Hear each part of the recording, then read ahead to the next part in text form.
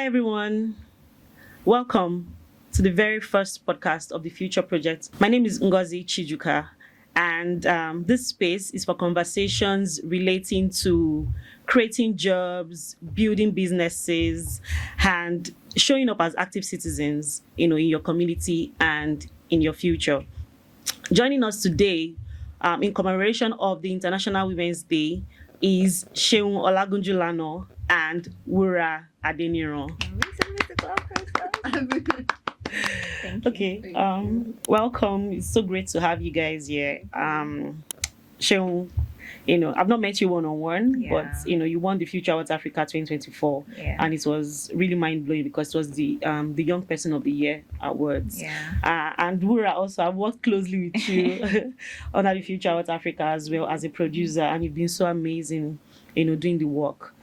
You guys are great leaders, amazing women, and I've seen the work that you put in, especially what I see, like I see you doing those things. And it kind of gives me joy because I feel like a lot of people coming up, young girls that are coming up, they want to understand, the real work behind being a leader. The theme for the future, for International Women's Day this year is Right, Justice, Action for all girls and women. But for the topic of today, we're going to be looking at beyond the title, the real work behind women leaders, right? So people see you as the CEO, the founder of the Development School Africa. People also see you as, a filmmaker, a producer, an actress, even content creator. I can see that you're doing that now a lot these days, right? The work behind it, when people see you, they assume that, this person is so and so. What's the reality? Let me start with Wura. What's the reality, and does that assumption actually affect you one way or the other? Okay, so if I get your question right, you're asking what the reality is behind working as a producer, as a content creator, exactly. and then how that reality affects. So first of all, I like to say that behind every skill is hard work. Yeah. Like behind everything, you're going to sit down to say, okay, I have passion for this thing, I want to learn this thing. Hard work is very important. And I feel like a lot of people sort of think that they can skip over that because, and that's one thing I'm trying to change even with my career, the kind of content I put out. I try as much as possible to show people the behind the scenes, the parts where it doesn't look pretty, right? The parts that don't look pretty, rather. So the reality is that you're going to work hard. You need to work hard regardless of the space you find yourself in, right? And how that has affected me, I would say, is it serves as a constant reminder to me that, because I love doing things I enjoy and I love doing things I have passion for, because I feel like in this, like, you should be able to own your life, own what you do. Yes, because nobody's going to do it for you, right? It's your life. So I think how that has affected me is that it serves as a constant reminder to me that in as much as I have passion for this thing, I need to work hard. Thank you. I agree with you. Hard work is actually one thing that a lot of people don't seem to understand that is important, right? I've been in a setting whereby you have different people and one person is really putting in so much work, putting in the effort, right? And some people just look at it like, why are you doing all this? It's not your job. It's not your, why are you putting so much passion into this work? Is it not the same salary or the same, amount you're going to get and that we're getting as well? So I believe that hard work goes a long way. And it doesn't just work for the job that you do. It also helps you individually to grow and to scale. So I agree with you. To Seun, I'll say, I'd like to ask, in leadership, when it comes to developmental, social impact and all that, a lot of people see leaders differently. So I would like to really understand what the job or the work behind the scene looks like when it comes to systems like policy and development. That's a very good question. But I should also add first that I'm very, very excited to be here. So good to have you. Because I'm looking at this and I'm like, okay, I watch a lot of podcasts and I see and enjoy when these conversations are had. And so being here, I'm like, okay, kind of feels different. But thank you guys for having me. Yeah. So I'll just corroborate what Wura had said earlier. So with leadership, people tend to look at the title. For me, I hold the title of the Executive Director for the Development School Africa. That title comes with its perks. I'm not going to try to bring that down. But I didn't just put myself in that position. I didn't just wake up one day or I was born and I became the leader or, in that particular position. It was years of growing. It was years of asking questions, trying to figure out myself, my life. There was years of challenging myself. It was years of, doing hard things and everything culminating into that journey. It was years of serving other people's vision, working as an intern in some companies and doing so many things and then getting to this place. So I'd studied English language for my undergrad at the Obafemi Awolowo University. Wow. Did you go to Ife? Yes, I did. Great Ife people. Oh, sorry. We always do this. Sorry. We always do this. So I'd finished there, and I remember one big question I kept asking was, what am I going to do with this course? Because that wasn't really the course I wanted to study at first. But when I knew that was the course I was graduating with, I had a lot of questions. Like, what am I going to study with? What am I going to do with this course? I knew I wanted to work in the corporate space, but I'd also done an social impact project in a small town near Ife called Moro. Oh, Moro, I know. Yes. And so I'd left that project feeling so fulfilled, feeling like, oh my gosh, if there's anything I wanted to do professionally over the course of, many years in my career, this is it. But what is it called? So there was a lot of me asking questions, trying to figure it out, and then finding out that there's really a space called the development space, and then seeing women holding positions like Aminajo Mohammed, who is currently Deputy Secretary General of the United Nations, or seeing people like Ngozi Chijuka, and all these leaders there, and I'm like, oh, it's possible to actually do this professionally. It's possible to lead in this field, right? But then you get in there, you realize that it's not just the title. Yeah, true. Aminajo Mohammed is not just by that title. In fact, when Ngozi Chijuka became the Deputy or the Secretary General or the Director General for the World Trade Organization, remember asking, it was a very big competitive process and it involved a lot of, men, world leaders competing for that same spot. Position. And when she got there, I remember one question I asked was, how did a Nigerian woman beat everybody to that particular position? I went through her CV. I had to go through it because in my head it was so mind-blowing. Like, how did that happen? They saw people from different America, like every country had their candidate, and she beat everybody to it. And if it didn't teach me anything, it taught me something that I'd always known, which is that as a woman, when you eventually get to that position, it goes beyond how you present. It goes beyond you're just a woman. So let's give you something. That's not why we are fighting for this lead.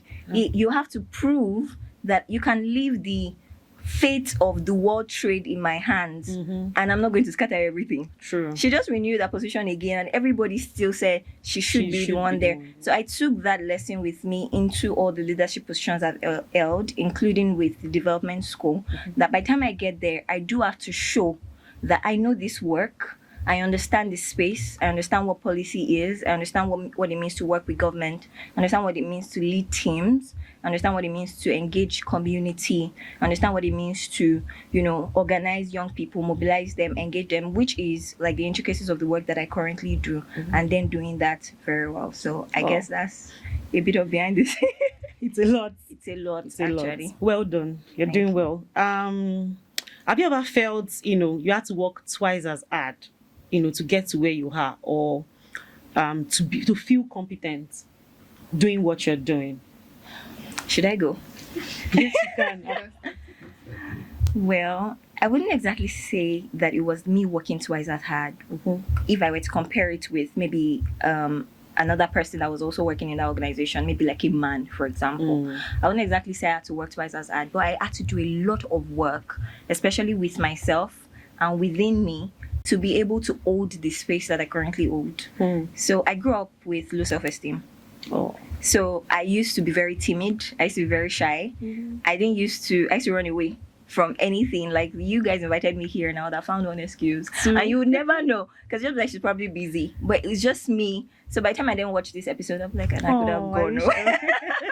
So that used to happen a lot while I was growing up. And for some weird reason, I also realized very early that I had a very brilliant mind, and that when I go into spaces, people usually put me in a leadership position. Yeah. So they then put me there, but there's this turmoil that is going on within me that is like, what if you go there and then you can't say rubbish? What if you go there and you can't hold the space? What if you go there and you can't deliver on the work? You just end up disappointing everyone that already looks up to you. So I would then talk myself out of that thing and then regret the fact that I didn't give myself the chance to do it in the first place. So over the course of my career and my journey, that had happened quite a lot. So there was a lot of me working twice as hard as every other person to convince myself that I'll come here today, the ground is not going to open up and swallow me. Whatever happens, I'll come, I'll do my thing, I'll leave. And the more I did those things consistently, the more I then became perfect at it. So if you see me holding spaces now, speaking publicly and everything, you know that I had to work so hard to convince myself that I can do it, I can talk to. So I'm sitting in spaces, I'm talking to world leaders and I'm talking to government, but there was a time that I couldn't even address young people that were just 10. I had to force myself to do it, and because I did that consistently, and I am now quite perfect at work that I do. Wow. This is applicable to film production, being an actress as well. I would say in a way, but if I was to answer the question of do I have to work twice as hard compared to another person in that role, I'll say yes, because, for example, I'm a film producer, and there are times when outrightly, I'll say I'm still coming up. Right? I've not reached there yet, right? But yeah, there were times when I'll be in a room and it was clear that I just had to prove myself and prove my worth and prove that I can actually do this job, especially as a producer.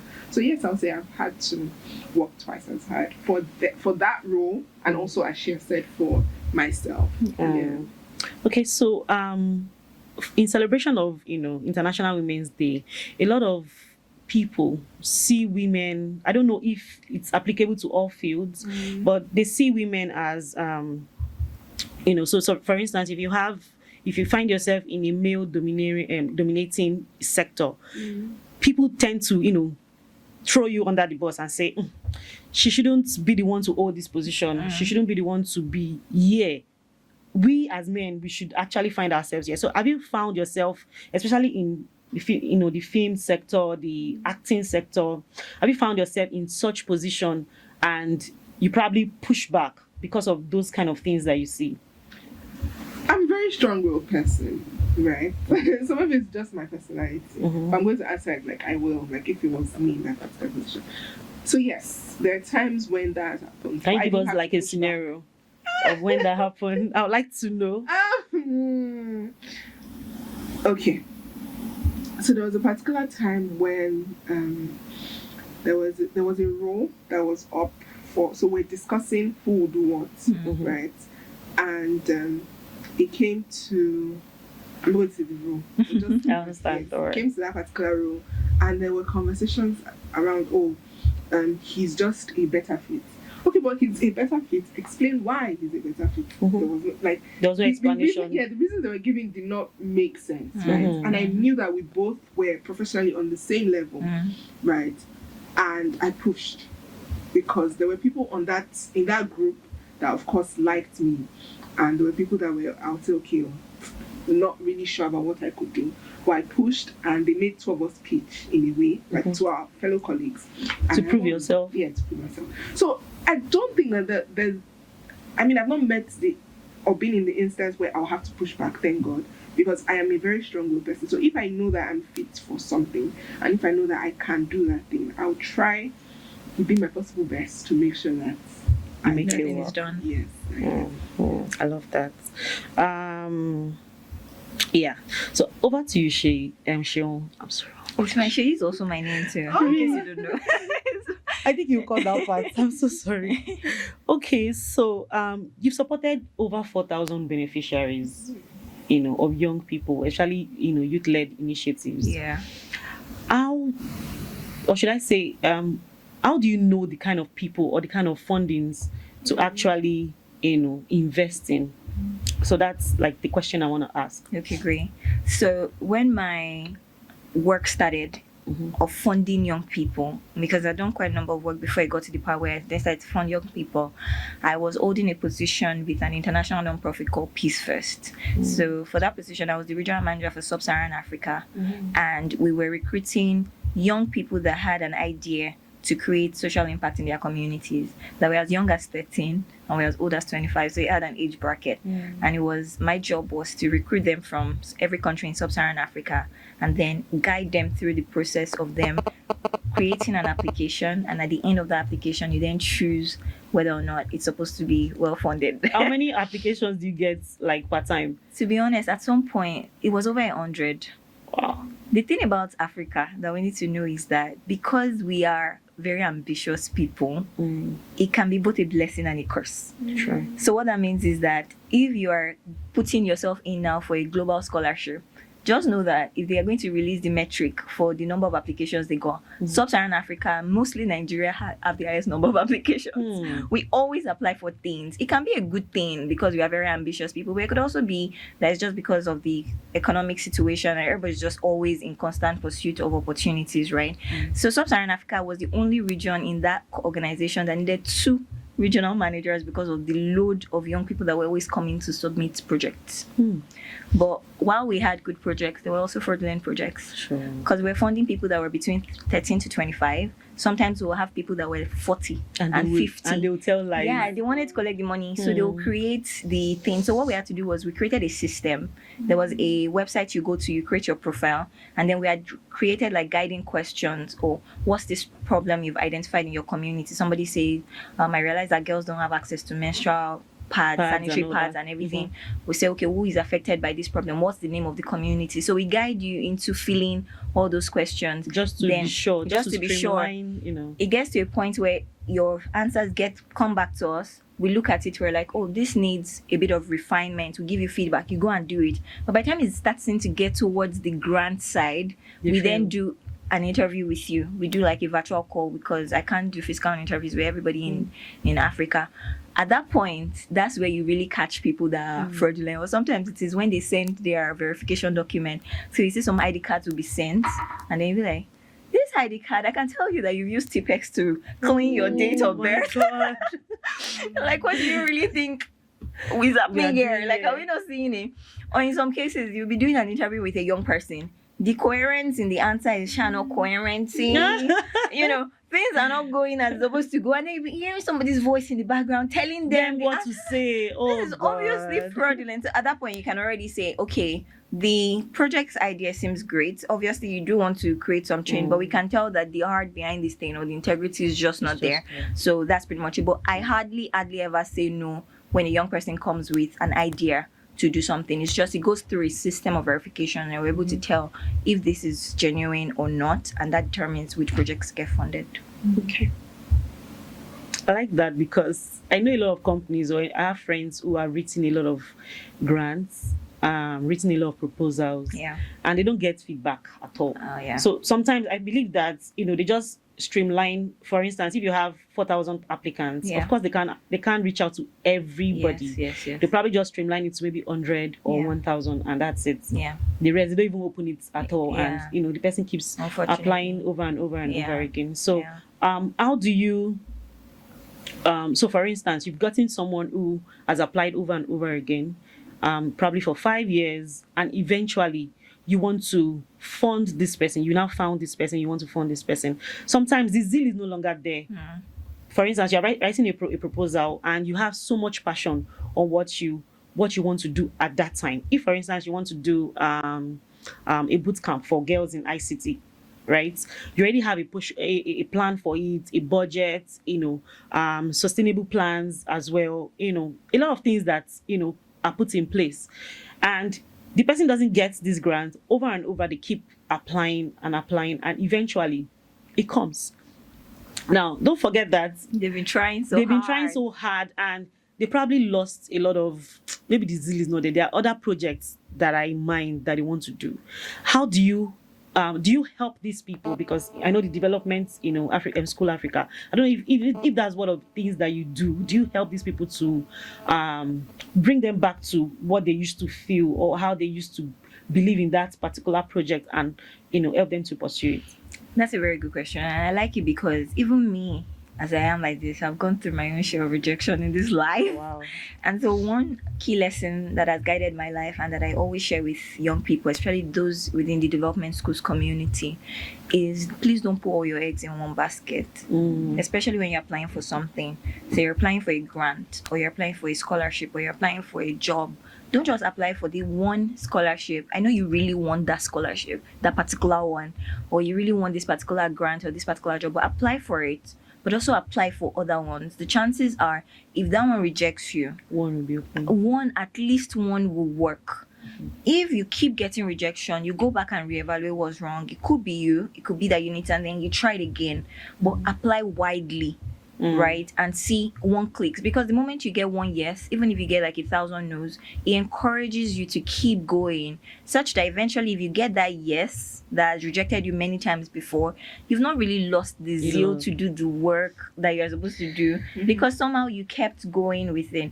And I also like to tell them that one path to funding is getting grants, but there are so many other paths to funding your social impact work or your impact projects, including you yourself putting down some parts of your money to making sure that this thing moves, and then you're getting evidence, you're getting a track record that then solidifies your application for when you're applying for bigger funding, including getting grants or even donations from your family or from your friend, from somebody who really likes you, and you've been able to cast this vision so well that you're like, let me just give you 100K or let me just give you 20K. It's all I have, but that encourages you to keep going. And then the more you keep going, the more you then have testimonies of this work you're doing, and you're able to tell better stories for the next time that you're applying for a grant. So just don't put all the eggs inside the one basket and then store your work until that happens and you've lost it. So thank you for the advice. But I just want to ask one question before I move to Wura. So when you talked about documentary, like documenting your work and social impact work, community action work, things that you've done, from my experience, handling the future at What Africa for like 3 years now, I've come to realize that there are so many people, especially in the category of community action, they do a lot of work in their community that people in the community see and they know, but they don't document, this work. Right? People like that, when you come across people like that, how do you push them, or what do you tell them to do so that they can get to where they are supposed to get to?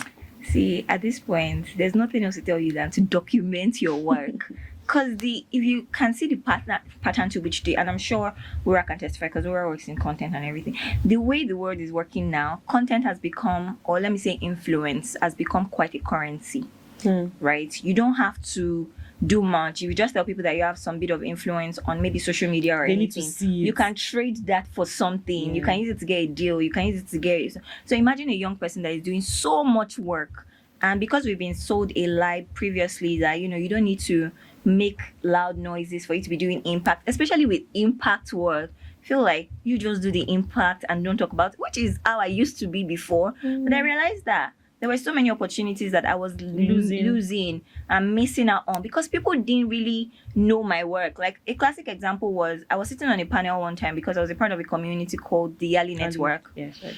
And another person was on the panel. This guy was really good and everything. So he told us to introduce ourselves. And I mentioned what I was doing in my community. And after the thing, he came back and he said, "You're doing such an amazing work. How come we don't know you?" See it.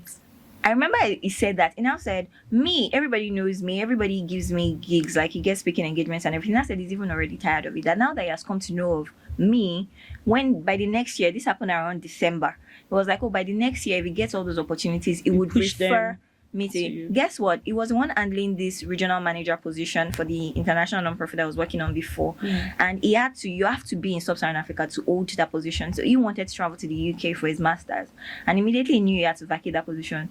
Who does he recommend for the position? It was me, because he got to hear for what I'm doing. So there were so many opportunities. I just realized that I'm really losing out on a lot just because people don't even know. Since that day, I'm like, even if it's a picture, I'm going to learn how to tell good stories that connect to people. And whatever platform it is I choose, I'll make sure that people know that I'm doing this work. In this And we can see way. that actually on social And media to platforms. just speak to what you said now, right? Documenting your work and actually putting it out there for people to see. I remember last year, December, I got a DM from like a celebrity. And I was like, how did you find? And then I got through my page and I said I actually post my work. So she was reaching out to me to produce her series. And I was like, just from Instagram. Yeah. So yeah, I agree. Yeah. Okay, so Wura, based on what we've talked about, supporting young creatives, how do you resonate that to your own journey in the creative department or the creative industry? Have you had moments where someone had to, support, and that support actually made a difference in the whole project that you were working on? So I'll start by saying that I actually went to a film school, right? First film school I went to was funded by my pockets. But the second one, of course, was a lot better, the Multi-Choice Talent Factory. And it's basically a non-profit, I would say. Okay.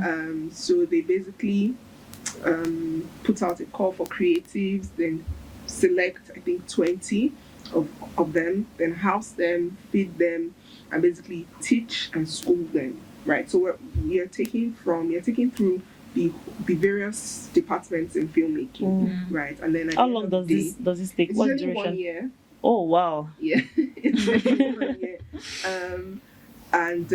Of course, do you know the funniest thing? A lot of people hear 1 year and they're thinking of 1 year will pass by fast. Sure. And again, you get at the end of each month, you get something like an allowance. Oh, right? okay. Yeah. So you're taking through the various departments in filmmaking, and then at the end of the year, we sit down and then create, I think, two films, right? So I would say that step that I took actually helped my journey a lot, because through that I was able to get, by God's grace, the AMVC award, right?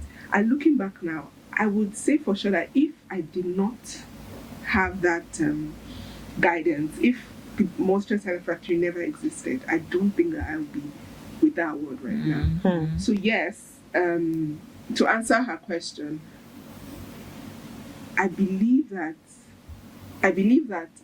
it's important for, I would say whatever industry, it's just important for people that can to always help out. Now, what I've also learned to do is, because as you're passing the baton, you're supposed to keep passing it on, right?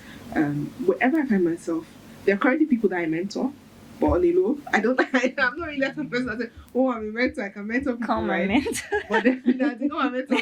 There are people that I teach on the side, and there are just times when I send them videos, I basically tell them, okay, this is a video you can watch to improve your skill, and just things like that. I'm hoping to actually start my own film school. Oh, right? Yeah. When that time comes. That's a good But news. in the meantime, wherever I find myself, my goal is, how can I help? Right? Especially because there are a lot of young people now. I know a lot of people are calling themselves content creators, but they're not actually content creators. Exactly. Right? That's another story from that. But I just feel like a lot of young people, I love that now they're dabbling into a lot of things. Yes. And my goal is, wherever I find myself, how can I help them? What can I do for them? Yeah. Okay, so you talked about mentorship. I was going there. When I was growing up, I didn't really understand what mentorship was, because you see a lot of people say, can you mentor me? Can you mentor me? Can you be my mentor? And in my mind, I'm like, is it that you just go meet people that probably are in your field or you look up to just to mentor you? Yeah. I want to really understand, or just to share. Of course, I know what it is now, but share with the audience what mentorship is about and how will mentorship help you as someone who's trying to build a career or start a business, maybe in any industry whatsoever. So I think, first of all, I'll say that a lot of people don't know that they don't need mentorship. Yeah. Right? Because if you look around, have you looked around your friend circles, right? Have you learned from them, right? Before going to say someone on Instagram that you barely know anything about to be your mentor. I just want you to be my cousin. You're a big person. I just want you to mentor me. So I'll say always start from within your environment. Who have you learned from? Who can you see to say, okay, well, let me just shadow this person for a bit, and that person can even be a friend. Of course, I'm not going to dispute the fact that mentorship is very important, right? But I'll always advise to start within your circle first, then walk your way outside. Now, how mentorship affects either someone trying to build a business or trying to grow is, let's look at it from the Jesus angle, right? If Jesus had not, in a way, walked through the path which he now asks his disciples to follow him on, it will be hard, right? So I think that it's very important in the sense that if you know that this person is going to mentor me, so I'll say always start from within your environment. Who have you learned from? Who can you see to say, okay, well, let me just shadow this person for a bit, and that person can even be a friend. Of course, I'm not going to dispute the fact that mentorship is very important, right? But it's just, I'll always advise to start within your circle first, then walk your way outside. Now, how mentorship affects either someone trying to build a business or trying to grow is, let's look at it from the Jesus angle, right? If Jesus had not, in a way, walked through the path which he now asks his disciples to follow him on, it will be hard, right? So I think that it's very important in the sense that if you know that this person has walked the path that you are about to walk through, right, and you see that this person can assist you, because another thing is, if you're going to meet someone that you know will not help you or add to you, then you better not, right? So if you've seen that the person can help you and the person has gone ahead, then why not, by all means, right, reach out to that person and ensure that you're also learning from the person, not because the person is a big So yes, I'll say it does affect one's journey, especially if it's someone that has walked that path before. And it's important. Yes, I feel like I have a relationship with mentorship, because I really struggled with it as well. And I have come to define, so this thing I'm about to say, just see it as my own thoughts. If you take me seriously, it's fine. Okay. But I've come to define what I believe like people need when it comes to that mentorship whole thing. I think there are different tiers. Just the way in friendships, you have friends that you can say, these are my inner circle. But then you have friends that you're like, I like this person, but there are some things I can't share with this person. There are boundaries. And there are some people that you're like, they're just my acquaintance. They really don't know anything about my life. But when I see them, we say hi and we hug. Right, there are tiers. I think with mentorship, there are tiers as well. Okay. Right, so there is a kind of mentorship where you're like, I just need to see this person as an image, and what you need from them, you've already gotten it just by watching them, just by observing from afar. You don't need to go meet them. You don't need to go and meet them. If they post that, oh, I joined a community, and you can see that you're in that same field. And you go and Google that community and you see that it's something that aligns with what you're doing. You should go and join the community. Like, it's just as simple as that. You really don't need to go and ask them, please tell me what kind of community. Just watch what they do. If they put it out there that they are hosting a webinar, a virtual conversation, or they are putting out a course, a book, you can buy those things and learn it from them. So that's one tier. You just need to recognize that. The second tier is a bit closer. When you then begin to look at, okay, maybe I need to ask this person questions. You don't have to really say mentor, but you just need that if I can ask this person questions, I'll get the guidance I need for this phase of my life. And that's the sort of mentorship that right now I really like. Because if you come to meet me and you say, Seun, I need you to mentor me, which a lot of young people do, how do we even start the journey? Like, do you even know where you are? So most of the time, if I say, okay, jump on this quick 30 minutes call with me, what I then go into that call with is questions. I'm asking, do you have questions for me? And then I see a lot of young people stuttering, like, I don't really have a lot of questions. I just really like, you're not actually ready for this mentorship thing. Go and see if there's something you think I can answer. Then come back with those questions. Then they then come back and they tell me, okay, tell me how you built the development. I'm able to answer you. And then from there, you're able to then apply that wisdom to your life. And I think the last tier is you just finding somebody that you're like, you see your loins. That's where I'm coming from. I'm going to hold you tight. I'm going to follow your journey. You're speaking, I'll come, I'll support you, I'll carry your bag, I'll do all of, and then that kind of mentorship sort of goes from, you asking them questions to being very close being very close, that they like you, they then begin to recommend you for things. And so a lot of people just want to jump to that part. But I feel like there are different tiers, and in my own life, that's just what has worked. Oh, thank you so much for breaking that down. Okay, so over to you, Wura. So producing a film means a lot. Like, it takes a lot. How do you motivate people to actually share in your vision? So you have a film that you want to produce. How do you get people to fill up that role? That's one.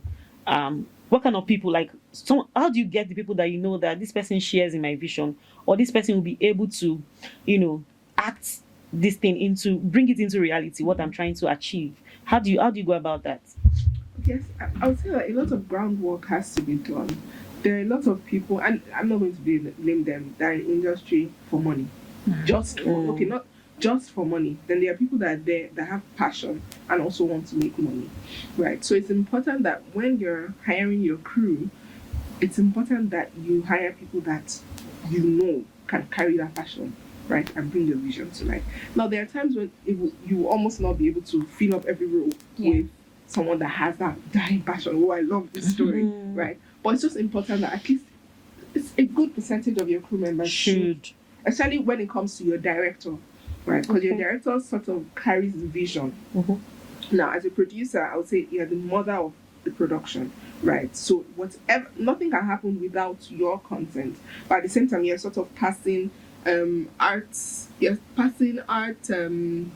approval to the director, right? And the director then you hire, but the director then motivates the crew to say, okay, this is the producer's vision. Creatively, this is how we can bring it to life, right? But to answer if it's important to get people that are on fire, yes, it is. But at the same time, no, you're not going to be able to get that 100%, right? I think that's just important for you to have a good percentage of your crew members on board with what you see. Because if you're telling, let me say, okay, I don't want to really sound, but let me say sound. If you're telling the sound engineer or the recordist that, oh, this is the story about a young boy that has this is why I love the story so much. Bruh, he might just be listening to you and just be, oh, okay, that's me, right? But if you're talking to a director that is strong and sees exactly what message you're trying to pass across, he knows the kind of sound to use, he knows the kind of, and he's very passionate about the story, then you're good to go. Right. Sorry, the second question. So how do you select, so when it people comes who to shares in your vision, share your vision? When it comes to selection, I would say, lucky for me, I had the background of the film school, right? So we've sort of created a community, right, in which we can always go in to say, okay, I have a project coming up, and these are young filmmakers, right? So that passion is still there. I have a project coming up. Who we recommend for so and so, right? So and with filmmaking, it's very important that we understand. A lot of people don't work with just anybody, right? If you have a community that you've always worked with, you're gonna want to keep working because they've not messed you up before. You can see you're always going to want to keep working with those sets of people. So I would say selecting. Of course, you have to look at the person's history.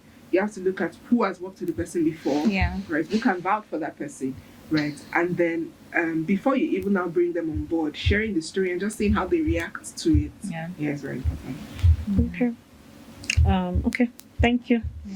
Okay. Seun, so for young people who have ideas but they don't have funding, or they have just little funding, what advice will you give them? Where do they start from?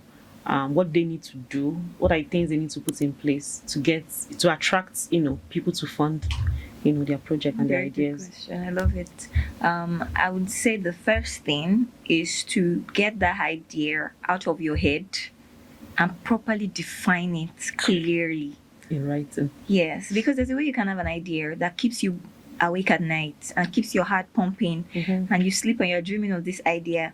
But when somebody asks you what it is, you really cannot communicate it. It's there, like, I wish I can open my head and show you what's inside, but you really don't know how to communicate it. So you need to get it out of your head, right? This can be you putting it in writing. This can be you finding templates for you to just, looking for example, within the space, there's something we call the problem statement Okay. or the theory of change statement that will tell you, okay, this is the problem I'm solving, this is the root cause, and this is how I want to address it. There are so many templates like that by the time you think about it and engage with those templates, in 5 seconds you can talk to a 5-year-old about what you're doing and the person is going to understand you. So you yourself need to understand what you're doing, because a lot of getting funding is you communicating. Somebody once said, if you can get communication right, you won in this life, because you can sell water to mermaids.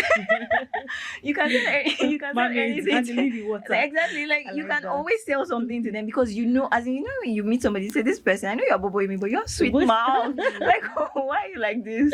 So communication is really key. But a part of communication is, it's not just speaking, it's writing, because you're going to be writing grants, you're going to be writing a lot of things. It's in listening, it's in reading. So there's so many things. But you see, when you get that communication right. Now, after you've clearly identified the problem you want to solve and you've moved to this phase of clearly defining it, the next phase for you then is to start planning it out. You don't have the funding yet, but you need to have a clear plan of how you want to implement this thing. Is this a short-term project for you? Is this a long-term project for you? How long is it going to take? Is this a company you're building? What is this thing? Then you identify, what are the resources that I need? What are the steps I need? What resources are attached to each step? And how much is it going to cost me to get each resources?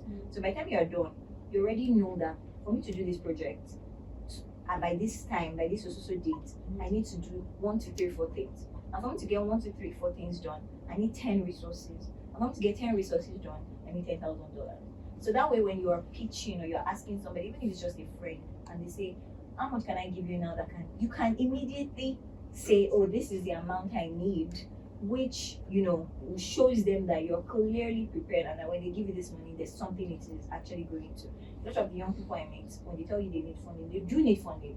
If you ask them, okay, how much do you need? They don't have a clear amount. If you say, what's the money going into? You see that there's still a lot of grounding that needs to be done.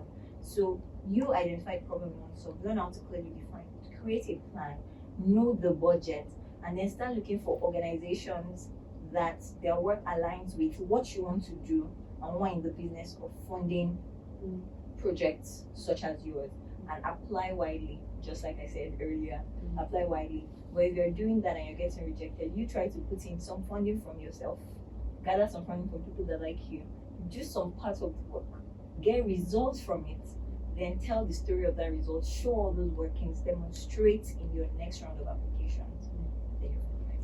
I swear to you, this podcast is full of, insights and things that, a lot of people can use, not just in storytelling, but also in social impact. You just told us what we're supposed to do when we are trying to get, a bid or a grant. But can you just share more light on what the Development School Africa is about and what they do? I know they have a connection with the UN also. Yeah. So just to share more light on that. Okay, great. So the development school started in 2023, and it started because I had been working in this space for a while, and at that point in my career, I thought I needed to go back to school to learn what this thing was, because I didn't have any academic background in development, global development, international development, anything. Meanwhile, our contemporaries in the Western world, they knew it, they knew of it. It was in their schools, it was in their curriculum. They were studying it from really early on. We don't have it. We didn't have it then, and we still don't have it now as well. So, and more young people in Nigeria and in Africa are becoming increasingly aware of the development field. Thankfully now you have a lot of young people that are doing amazing things, speaking at the United Nations. They're kind of making it mainstream. So a lot of young people think, oh, that's what this field is about. I get to travel up and down. I also get to go to the UN. Either ways, they shall want to enter the space. So you then find a lot of young people who are like, I really, really want to get into this space and develop professionally. But there's also the tier of young people who are like me. I just want to create an impact in my community. But I need clarity. I need the structure. I need the education. I need the tools. Which organization in Nigeria and Africa gives us that without breaking our necks? We go and bring this documentation here and there. So development school was created in 2023 to sort of fill that gap. But we're able to introduce that education of what sustainable development, global challenges are, the frameworks, and how you can apply it to your own local context is. And then as we're learning more about you and your work, we're then also able to provide you with the tools that you're needed to be able to move your plan from 9 years to implementation. Wow, that's good. Thank you so much. Last question. I'd like to know, how did you go into storytelling? the creative industry? What was the goal? What was your plan from the beginning? Was it something you wanted to do right from time? And I would like to hear that. Okay, so it's a long story, but I'll just try to keep it short. I studied public health, right?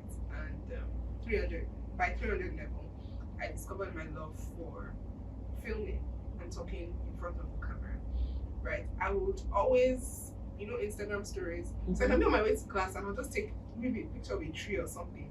But the way I'll write on it and the way I'll take a picture of it, someone else will pass by that tree, like, this is not the tree. What phone do you use? And then when I get to class, I'll hear people asking me, how do you even take a picture like this? Like, you're so creative. And I started thinking about it, what if I just started posting more, right? What if I created a YouTube channel where I was just talking? Then I didn't even know what I wanted to do, but I just knew that I enjoyed filming with my phone, and then I enjoyed talking to the camera. Now, after school, of course, I don't come from a rich home, right? After school, I knew that I needed to make money to at least fund this passion, right? So I did a bit of social media management and content creation, right? I knew that I did not want to further in the health field, right? And I just knew that, okay, I needed money to at least sustain myself. So I did that for a bit. Then I took acting classes, right? Funded by myself. Then I went to, I would say, let me fast forward the story a bit. I went to MTF. So it wasn't always storytelling for me. I knew that at my 300 level, I fell in love with storytelling. And then I knew that I did not just want to sit on it, because I'm the type of person that if I discover that I have the talent and skill, I want to work on it, I want to use it, right? So yeah. Interesting story. And here we are now. Yeah, I can see that. Thank you all. Thank you so much, thank you, Wura. And Thank you, it's been an inspiring conversation. I've learned a lot, in this podcast, and especially with Seun, seeing what they do at the Development School Africa, social impact work, helping people with different tools, to help in their community that they need in their community. I've also learned a lot from Wura, the creative department, the creative industry, how to actually, understand what you want to do and go for it, right? So we've seen the real work. So beyond the titles, we've seen people putting in the real work behind the scenes and how they actually inspire other people. So these are the real women, the real women leader doing the work in our community. And I really want to thank you guys for coming. It's really a pleasure to have you guys. Yeah, thank you so much. And to our audience, please like, subscribe, share. Thank you so much for listening, and see you in our next episode. Thank you, guys. Bye.